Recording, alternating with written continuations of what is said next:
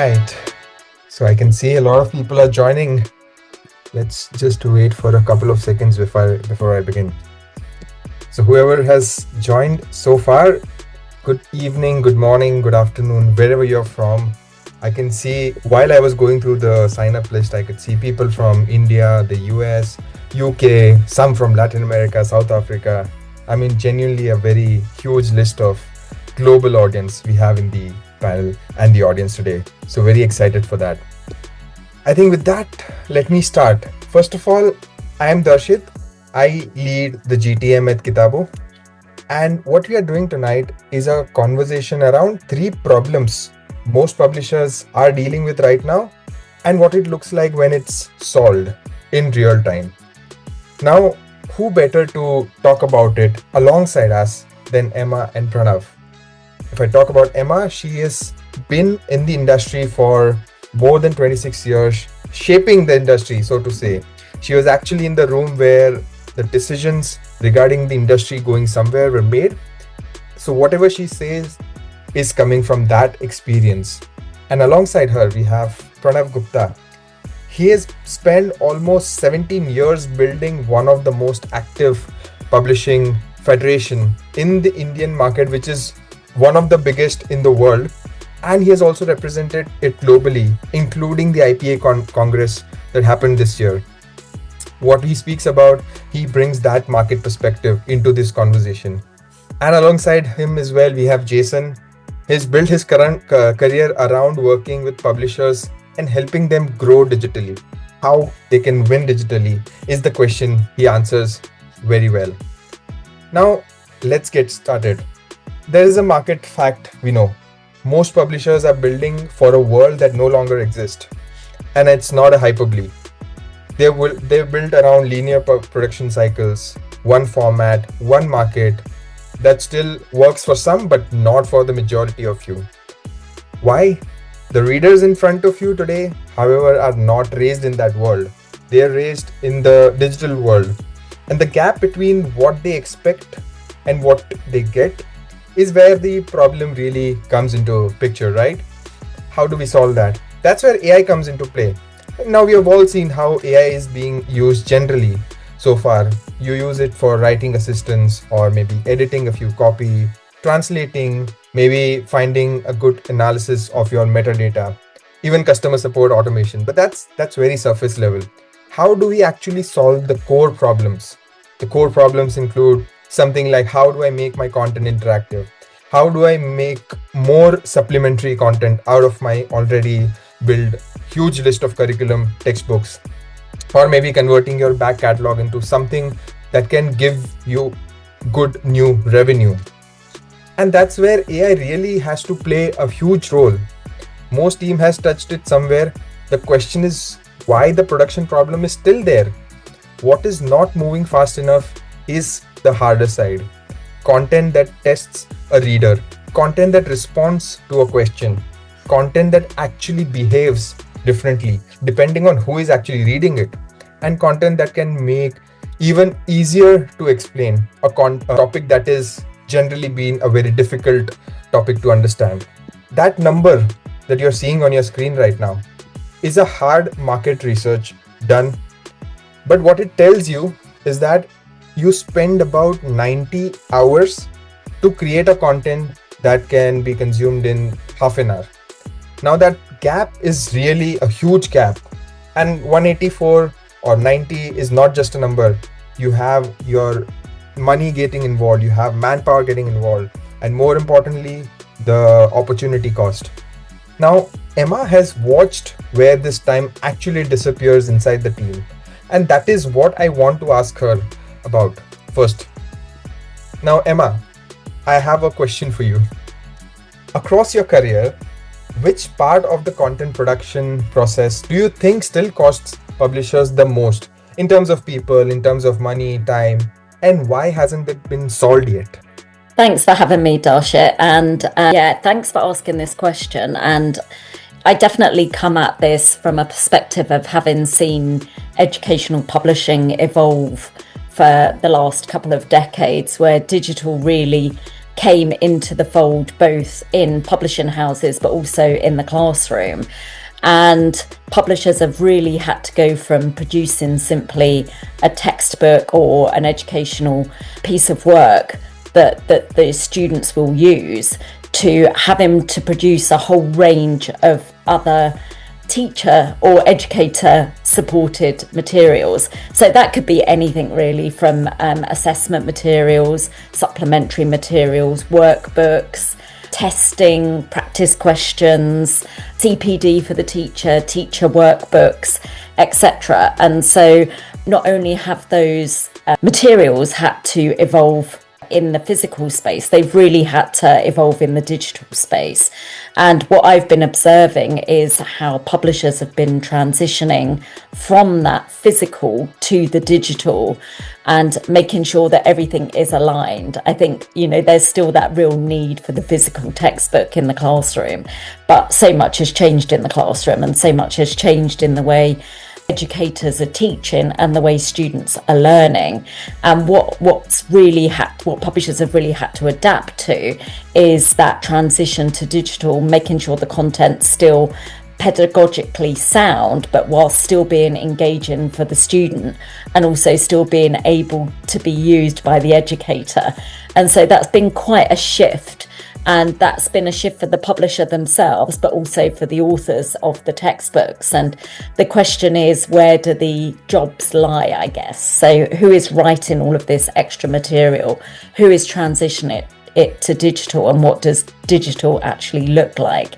And again, that's gone really from being flat PDFs to whole platforms with downloadable materials, but also interactive content, and also interactive in terms of if the student is very advanced and needs a lot of read around materials, for example, how easily can they click through to that material, and who is curating that material, and who is making sure that that material is still pedagogically sound as well. So it's been a huge transition, and I think that the space that we're in now is that things are moving really quickly, and you can't just create something that's going to be static for the next 5 years. As a publisher, you're moving all the time and you're constantly updating all the time. So it's definitely a challenging time. It definitely costs time, it costs people, resources, and of course it does cost money. And it's kind of like, where does the responsibilities lie for all of this?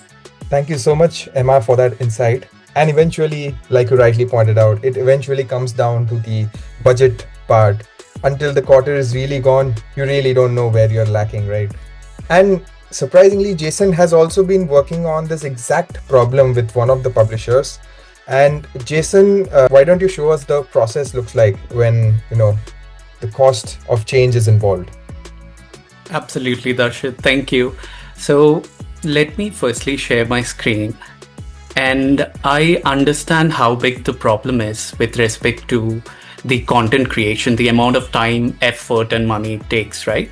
So I'll give you a short demo of how publishers can use AI to create content faster and more effective manner. So what you're seeing on my screen is the KITABOO Studio platform, which is the admin platform where the publishers would be able to convert their content into interactive content, add in quizzes or gradable assessments within the book. And that's exactly what I'm going to show you. So I've just added a test activity here, and let me open the authoring tool. And traditionally, I would pick up the questions, the type of questions I drag and drop and fill in.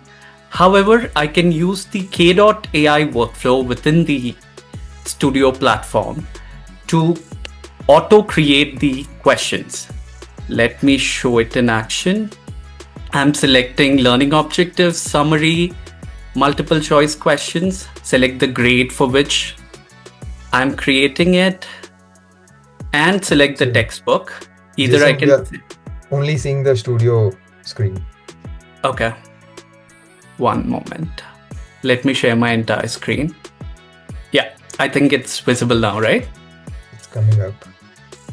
Yeah, it's visible. Right.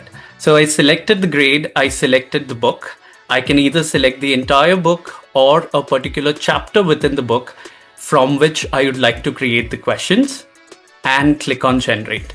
So what K.AI is doing is browsing through that chapter and creating these questions for me. So the editorial team can browse through these questions, see if there can be any additions, any other questions to be added, any questions to be removed, and create a final draft of an assessment which would look like this. So it can have multiple question types. I can have multiple choice questions with single correct answer. I can have multiple choice questions with multiple correct answers, and fill in the blanks wherein I can have text inputs, drag and drop, fill in the blanks. Also, I can generate flashcards which can be used for revision. So this entire assessment can be added as a simple widget within the digital book, which the student can access with the click of a button and start a gradable assessment within the textbook. So this is essentially how the time, effort, and money is cut down with respect to the content creation. And if without AI, the editorial team would take weeks together to create, go through, revise, and finalize the entire assessment, K.AI can be used to solve it in minutes. And this way, you can generate 1 year worth of content within a quarter. And this is how the cost can be cut down. And I'm doing all this while keeping the human in loop. Over to you, Darshit. Thank you so much, Jaisson. Yeah, that is the main point, while keeping the human in loop. A very small tidbit. I don't know if it's not related directly to publishing, but there was one case that the judge of the US court was not willing to take into the courtroom purely because it was about owning a content built by AI. The judge said it's really not owned by anyone if it's purely made by AI. There has to be human angle into it. Only then it is your IP. Just a random tidbit thought I'd share. Now, moving forward, let me show you a number, 24,000. This number on the screen is Indian publishing. Now, working in the Indian publishing space is Pranav, and he's working with these many publishers day in and day out. But the story that I'm going to say is not an India story. The same thing happens in the Latin American space, Southeast Asia, even the US, Europe. The scale changes, the pattern does not.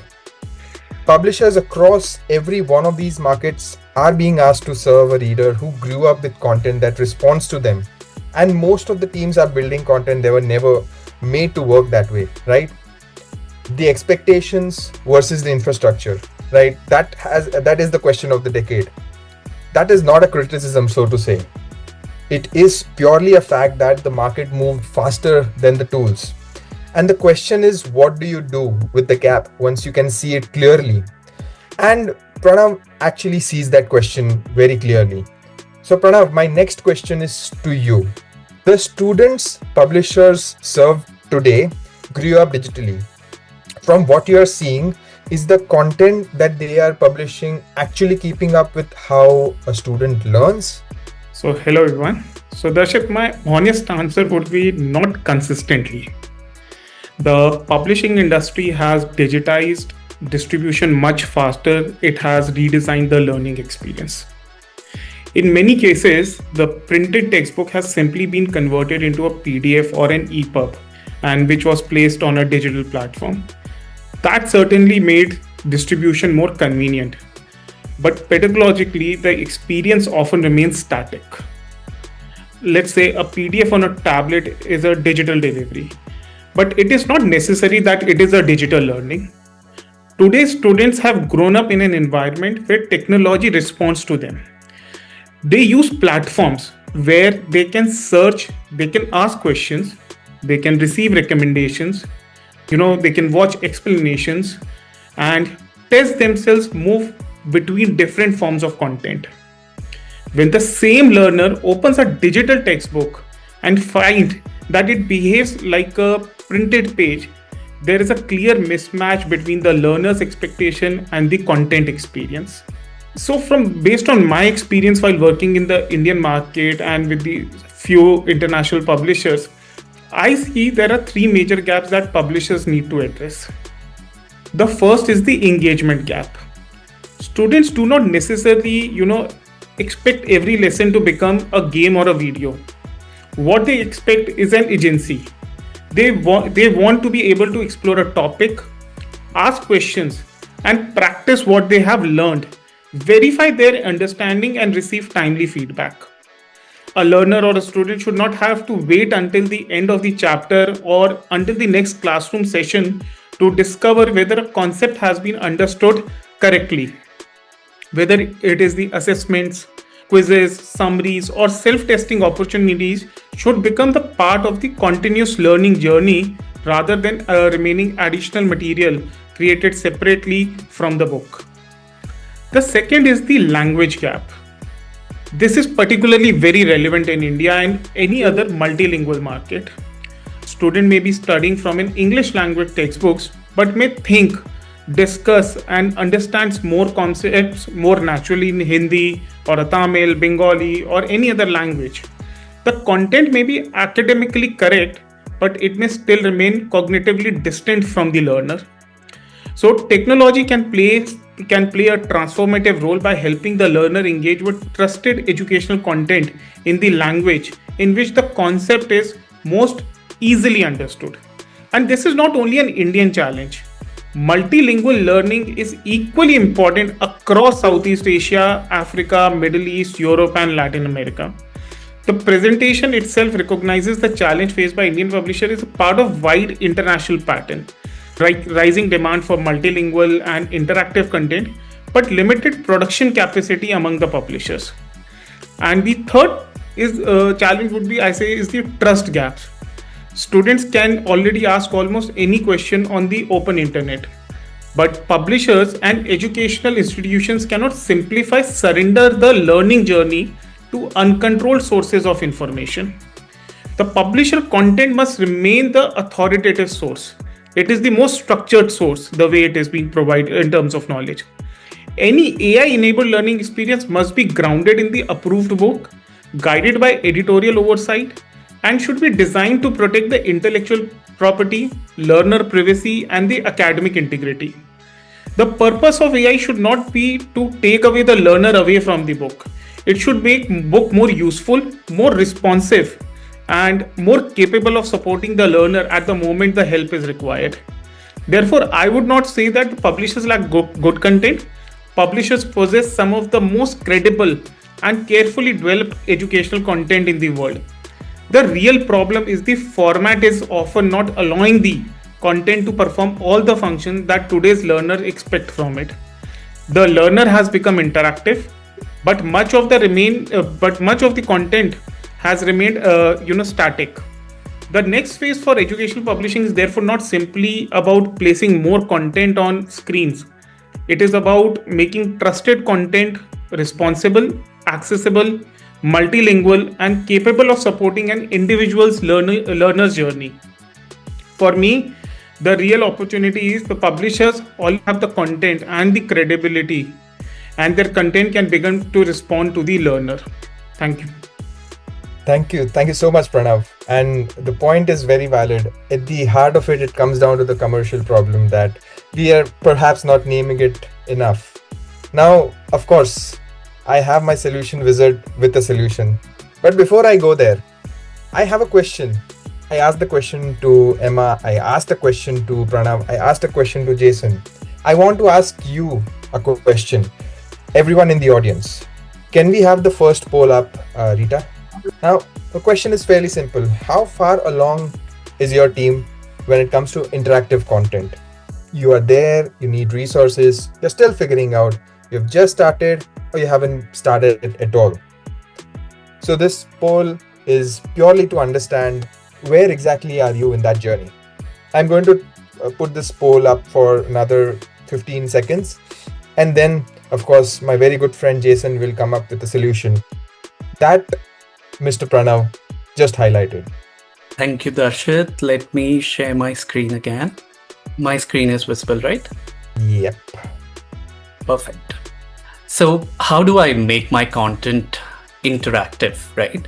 So for this session, let's put on a student's cap and try to think practical problems that they go through. For example, I'm preparing for a test and I am learning digitally through a digital book and I don't have access to a teacher, let's suppose. How do I revise? How do I create a way through which I can assess my own understanding of the concept, right? So that's where the K.AI solution comes in within the reader platform. So what you're seeing on my screen is the KITABOO reader platform, wherein you have the K.AI option, which can generate multiple choice questions, learning objectives, summaries, and flashcards for quick revision. So I can select the entire textbook and K.AI would be able to generate the questions and the summary for me for a quick revision. So now what if I do have some doubts, right? What if there was an option that I could talk to the textbook? We do have it. It's a K.AI personal assistant, which is almost like a personal tutor, using which you would be able to ask questions directly to the AI, right? So suppose I'm learning the topic of biomolecules and I went through the textbook. I couldn't understand completely. Let me ask AI to explain biomolecules in simple terms. So one of the concerns that a lot of publishers come up with, hey, if we are using an AI tool, is my content secure at all? Will the AI not use my content to train its own model? That's a fair question. Absolutely not. Because the AI, K.AI is tailgated. It will not be able to access any information beyond the textbook content, right? So let's come back to the chat, explain biomolecules, and it has come up with a simple answer. I'm not happy with that. And let's say I want it even more simple. I say, make it simpler and explain. So let's see what it would come up with. So it came up with a simple explanation, giving examples for each one of them so that it's easy for me to remember. Now, another concern I come across is students are innately curious and they might use AI beyond studies, right? So how do I curtail on, that sort of a risk? So let me try it out right away. Let's say I'm asking K.AI to probably tell me a scary story. Let's see how it would respond. Sorry, I'm unable to process the request. It falls outside my current context. If you have anything related to biomolecules or biochemistry, shoot.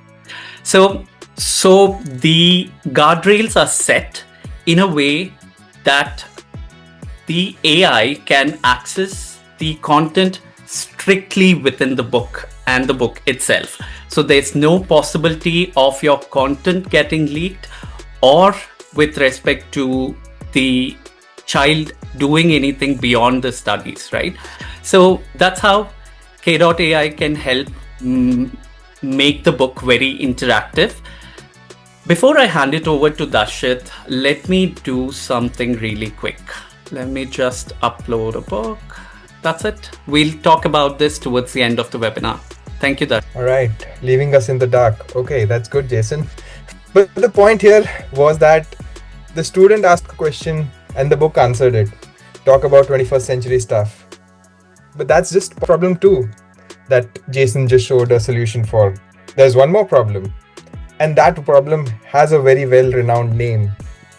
That name is called backlist. Now, call it a problem, call it a byproduct, or call it a cost of doing business. But every publisher in this room has content that was built for print, but never made the full journey to digital. And it is not broken, it's just sitting there, paid for, owned, and untouched. The content is not the problem, the cost of doing something with it has been. And Emma, you've seen this from both the sides. So my question to you, Emma and Pranav, and we'll start with Emma, is that most publishers have years of content that was built for print and never made the jump to digital properly. What's stopping them from doing something extraordinary with it right now? You're right, Darshit. Sometimes the backlist can be a real treasure trove. Sometimes in educational publishing, there's a reason that it's in the backlist, and that's because it's no longer relevant to the curriculum or no longer relevant to the way of teaching today. But there is, of course, some that could be relevant and could be revived, but definitely was built for print, never saw its day in digital, or if it did, it might have been a PDF or an ebook, as we said. And, there are many reasons for that, but, a main answer for that is either technology wasn't as advanced as it is now to lend itself to that type of content, or the cost and the people that are involved. I think back in the day when digital really came about, there was a lot of work that went in by designers, developers. There's a lot of thinking on things like accessibility, which has become even more important now in educational publishing, especially with things like the European Accessibility Act. And quite often it wasn't felt that there could be a return on investment for that digital. Certainly a lot of, educators that I've spoken to in the past and publishers that I've spoken to have often assumed that if they buy the print, they'll get the digital for free. And you can't increase the cost of the print to absorb the cost of the digital. So publishers rightly, made it a choice at the time and either kept it as a static PDF or an ebook, but simply moved on. But things like accessibility, as I said, that's really added another layer of obligation to the back catalogue now. Not only the stuff that wasn't made digital, but the stuff that was made digital that perhaps is still relevant today and that could perform much better commercially if it was more relevant and more accessible and more digital savvy, for want of a better word. So I think in the past, the economics just simply haven't worked. The cost versus the return on investment hasn't worked before, but I think technology really is changing now, and I think the tools are there either through suppliers or if publishers feel like they have the expertise to do it themselves. But certainly, the kind of stuff that we've just heard about and the kind of things that we're seeing now, it becomes much easier and much more cost effective to do that digital jump properly, I guess. So that's definitely what I've seen from my perspective. Perfect. Thanks, Emma. Pranav, the same question. What do you see as the real blocker? Oh, I completely agree with Emma's assessment, the way she has made it. And I believe that what has stopped publishers is not lack of imagination. It has been primarily the economics and the complexity of transformation. A publisher looking at the backlist title generally asks three very practical questions. Will their likely commercial return justify the cost of conversion? Do we have the source files and also all sort of necessary digital rights? And once the title has been converted, do we have the team and the capacity to maintain it? Traditionally, transforming a static book into a genuinely interactive learning product requires a lot of instructional designers, developers, multimedia specialists, quality assurance teams, and continuation coordination with the editors. So that investment might be justified for a major new title with significant adoption potential. However, a backlist title that may already be past its initial sales peak, the economics were much more difficult. Publisher therefore made a rational decision they converted their books into PDF, described them as a digital edition, and moved forward. But in India, the challenge can be even more complex. Older titles, they do exist in legacy design files, scanned PDFs, or outdated fonts. Some titles may have multiple regional editors or adaptations for different school boards. Digital permissions may be clear for the text, but not for the every illustration or photograph or third-party extracts. So, as a result, publishers often look at the back catalog and see administrative difficult rather than commercial opportunity. But I believe the perception of the backlist now needs to change. A backlist is not simply an old inventory, it is a dormant intellectual property of the publisher. The content has already been commissioned, edited, reviewed, marketed, and in many cases trusted by generations of teachers and learners and educators. So the publisher does not need to transform the entire catalog at once. The right approach is to identify titles where the four factors comes together. First is the continuing demand.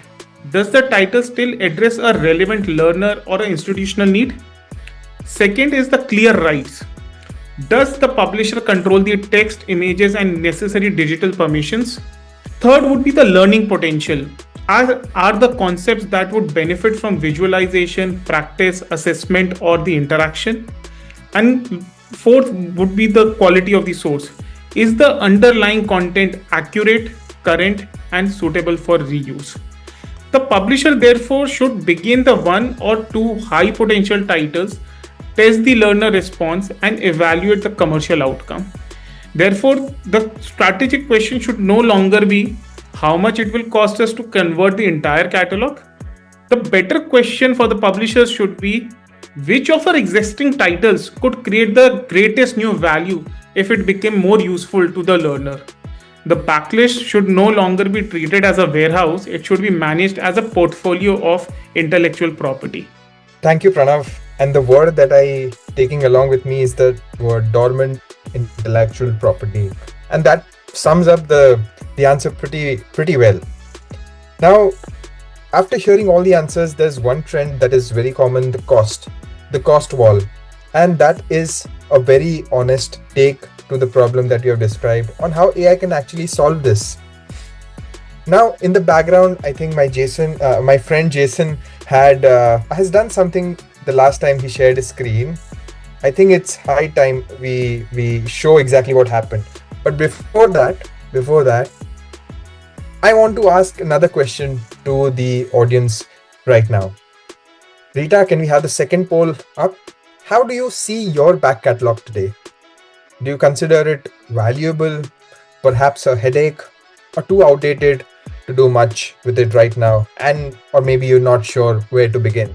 It can be a sarcastic thing, it can be a genuine thing. Tell me, before I hand it over to my friend Jaisson. I can see some poll results coming up, and that's a pretty interesting insight. So I think we have a fairly good understanding. Jaisson, the picture for you is that the audience thinks the back catalog is valuable and it's just sitting there unused. Over to you, my friend. Absolutely. Thank you, Dar. So if you remember the last time I just uploaded a book on the TryKit portal, I've uploaded a very static PDF. It did not have any interactivities in place. And KITABOO is saying that it has enriched my content, and it's been hardly 10 minutes. Let me open the book and see what it looks like. So this is one of our latest products, and we haven't demoed it till now. We are demoing it in this webinar for the first time. So this was the textbook that I've uploaded, and TryKit has come up with simulations, AI-based activities. Let me try one of them. Okay, Newton's first law, back to school. I see a surface, I see a ball, and let me push the ball. Here, the friction quotient is lesser, so the ball travels farther. Let me go to another surface. Okay, wooden floor. The friction quotient is 0.4 and it has traveled 8.2 meters and it did stop. What if I take it to a zero friction? It doesn't stop. And that's where it comes down to Newton's first law. that the object in motion stays in motion unless a force acts on it. Interesting. Let me check if this works for other subjects as well. Let me pick up the geography book that I uploaded before, and it has created some interactivities. Okay. Now, this is Earth Coordinates Explorer, wherein I understand the concept of latitudes and longitudes, but I do not practically visualize it. Here, I'd be able to toggle around with the latitudes and longitudes and see correspondingly where it lands out in the map. Also, I can choose, it's challenging me to choose a particular location and check the coordinates, right? So when a student goes through an activity visually, they'd be able to remember better and digest the concept. Let me check other examples. Okay, why does Earth have seasons? That's interesting. Let me change the Earth's position around the sun.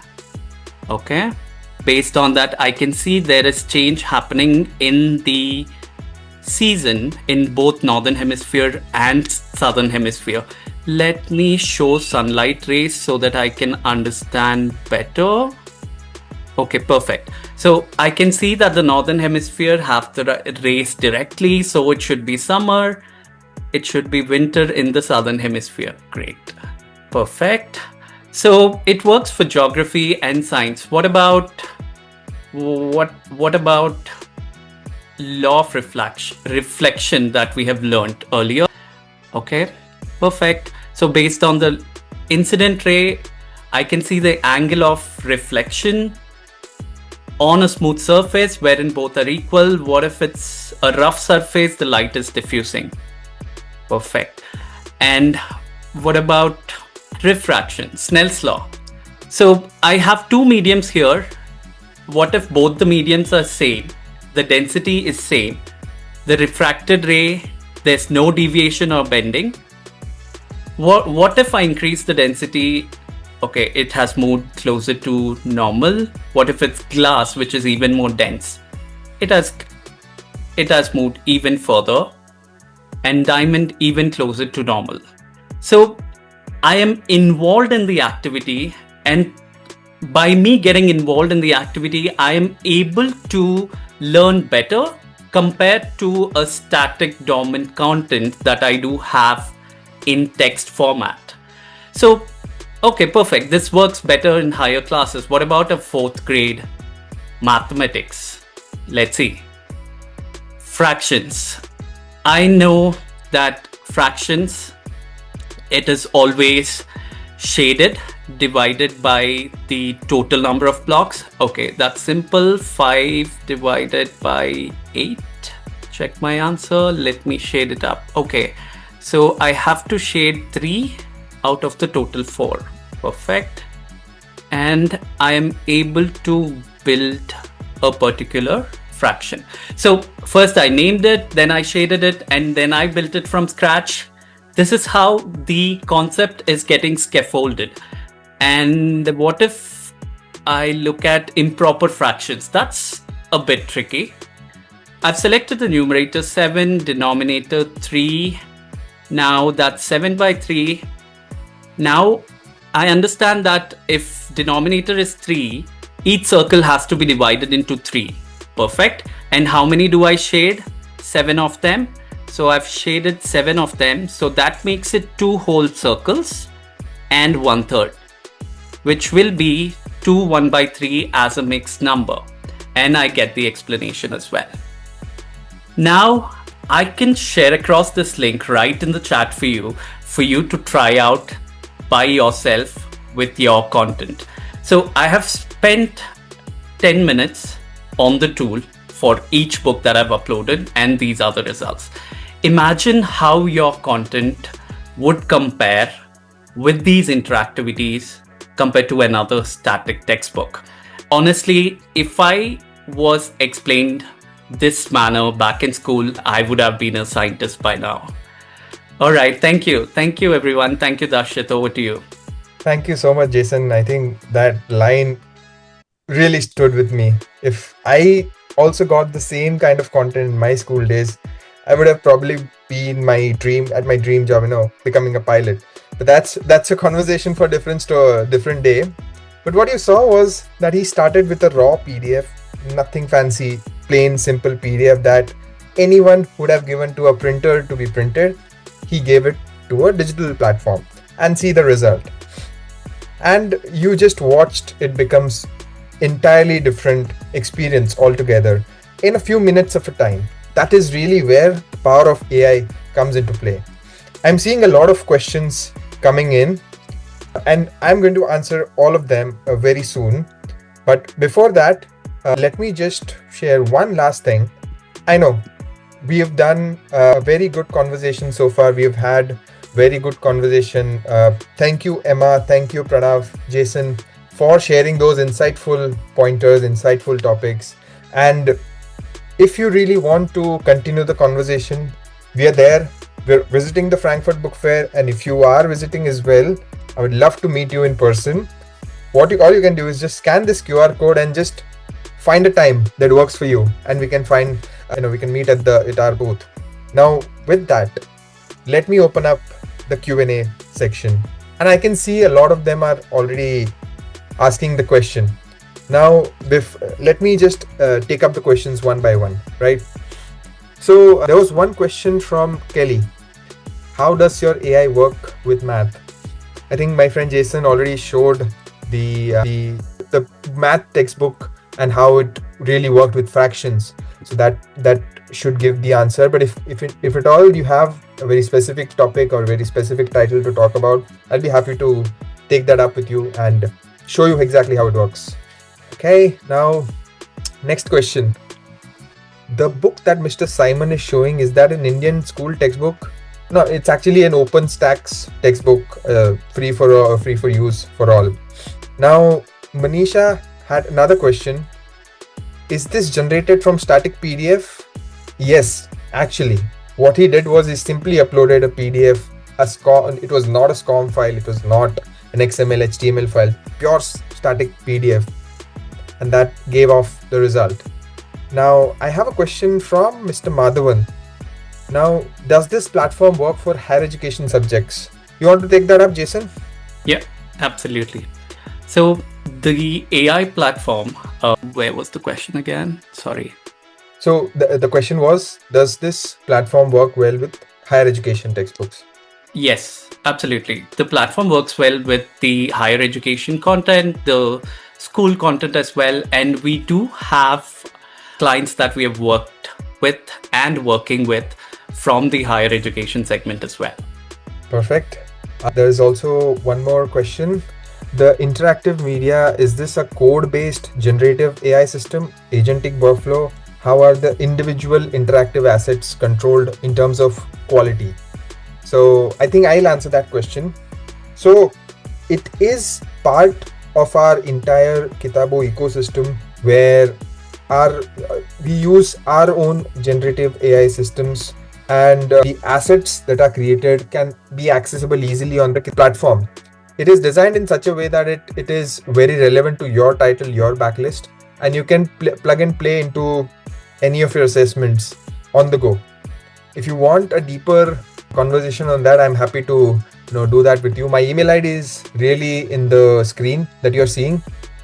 You'll be able to email me and I'll take it up right away. There's one more question. How do we QA the generated artifact from visualization? How does system QA do it? Jaisson, can you? So it of course uses AI in the backend and the content within the textbook to generate interactive. So I have tried it with the extremely boring books like history, right? Wherein there's just years and events happening. I saw that Try KITABOO came up with an interactive wherein I just have to organize the events based on the years, right? So technically there is AI in the background which has a certain ability, and it looks at the content and what it's trying to explain and deliver it in an interactive manner. So that's basically what's happening. Also, Darshit, if you can put up the try KITABOO link on the chat. Yes, I'll try to do that because the chat apparently on Zoom is not working. But nonetheless, I'll share the link with everyone on the email so everyone can have access to that. Right? There's one more question. How much human editorial review is required for AI generated content? I think Pranav, you'll be the best person to answer that from an editorial perspective since you work at a publishing company yourself. So I think AI can give you amazing results, but what as a publisher, what we need to ensure is that the human intelligence still remains the center part to it. So of course, whatever is being created or curated by the any generative software, that needs to be reviewed, and and that human intelligence, that human emotion needs to be brought in. That would be always there. See, these process technologies will always help you accelerate the process, sometimes make your job more easy, convenient, but content is something, if publishing industry needs to remain to the central of it and the most trusted source to gain the knowledge. So human intelligence would be something will be of key importance to it. Perfect. Thank you so much. This very interesting question. How can we sell and distribute digital content directly to school, institutions, teacher, and students? Jaisson, can you take that up? Yes. So how can I convert my preschool books? How can we sell and distribute digital content directly to schools, institutions, teachers, and students? Right. So once you subscribe to KITABOO, you get a studio platform wherein you can manage the users, and each of them get a login credentials wherein they would be able to log in and access the books. So you will have the ability to update the content on the go, create the assessments, make the content interactive. So you can reach out to us, or if you can drop your email ID, we'll reach out to you, and we can get on a call and do a detailed walkthrough.